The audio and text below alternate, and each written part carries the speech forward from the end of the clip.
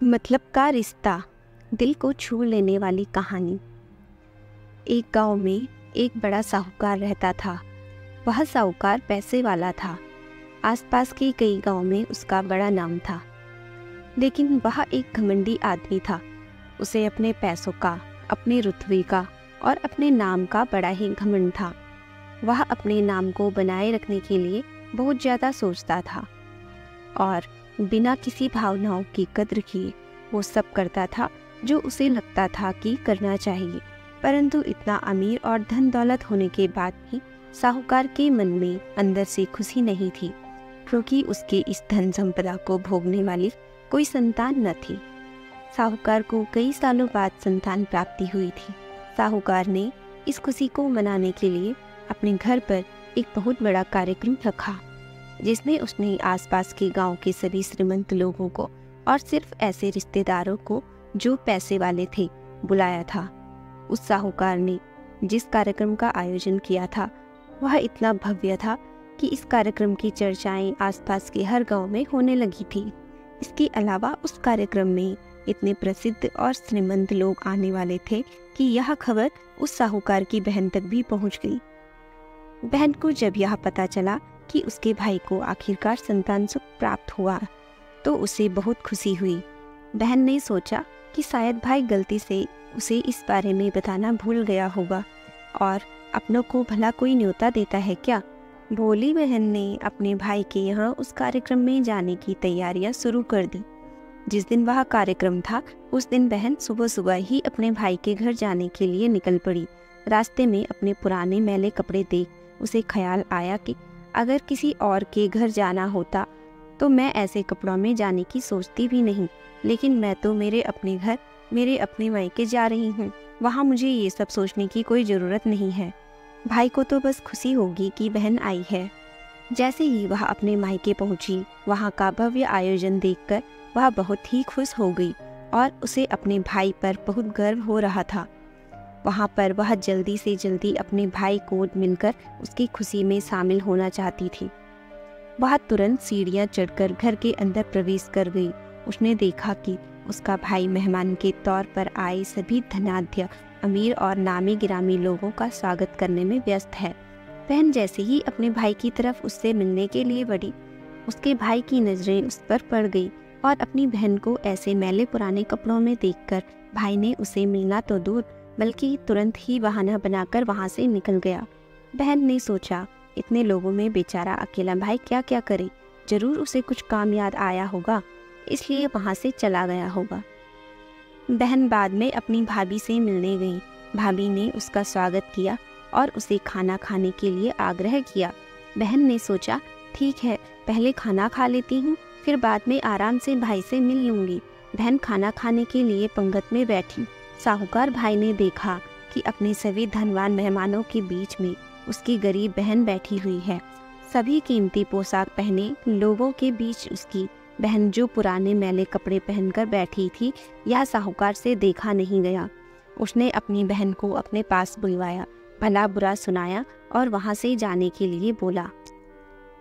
बहन ने अपने सपने में भी नहीं सोचा था कि इसके साथ कभी ऐसा व्यवहार की सकता है, और वह भी उसके खुद के मायके में। अपना अपमान होने के बाद बहन तुरंत अपने घर ससुराल जाने के लिए चल पड़ी। बहन इस बात को पचा ही नहीं पा रही थी कि उसके अपने भाई ने उसके साथ इतना बुरा व्यवहार किया। उसकी आंखों से आंसू नहीं थम रहे थे। रास्ते में उसे अपनी पुरानी दोस्त मिली। दोस्त ने उससे रोने का कारण पूछा।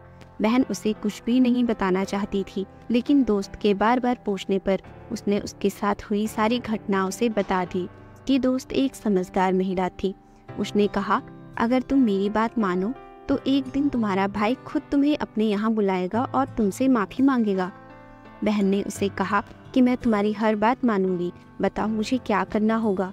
दोस्त ने कहा कि तुम इस अपमान को, इस दुख को एक दिशा दे दो और कोई गृह उद्योग शुरू कर दो। इतनी मेहनत करो कि उस काम में तुमसे अच्छा कोई भी ना हो। बहन को अपनी दोस्त की बात सही लगी।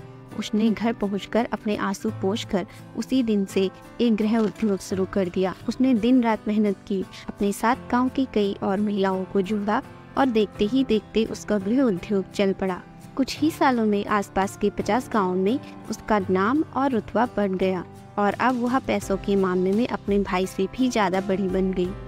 भाई को भी जब यह पता चला कि उसकी बहन इतनी श्रीमंत हो गई है तो उसने सोचा कि एक बार उससे मिलकर आया जाए। जब वह अपनी बहन को मिलने उसके घर पहुंचा तो बहन ने उसका किसी राजा महाराजा की तरह स्वागत किया, उसकी पसंद का खाना खिलाया।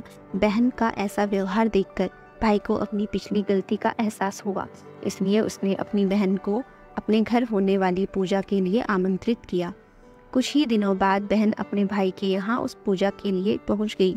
जैसे ही बहन अपने भाई के घर पहुँची, उसका भाई उसके स्वागत के लिए दरवाजे में ही खड़ा था। बहन अपनी महंगी गाड़ी में आई थी। उसने बहुत कीमती साड़ी और उससे भी ज़्यादा कीमती गहने दागिने पहन रखे थे। बहन का ऐसा ठाट बाट देखकर सिर्फ भाई नहीं बल्कि उसका पूरा गांव दंग रह गया। भाई दौड़कर आया और बहन की गाड़ी का दरवाज़ा खोलकर उसे बाहर आने के लिए कहा और बड़े प्यार से उसे पूजा का प्रसाद ग्रहण करने के लिए बुलाया। बहन को इस बार 12 पकवान परोसे गए। चांदी की थाली में उसे खाना दिया गया था, साथ में एक सोने की चम्मच भी रखी गई थी। उसके बैठने के लिए 20 कीमती पाट रखा गया था।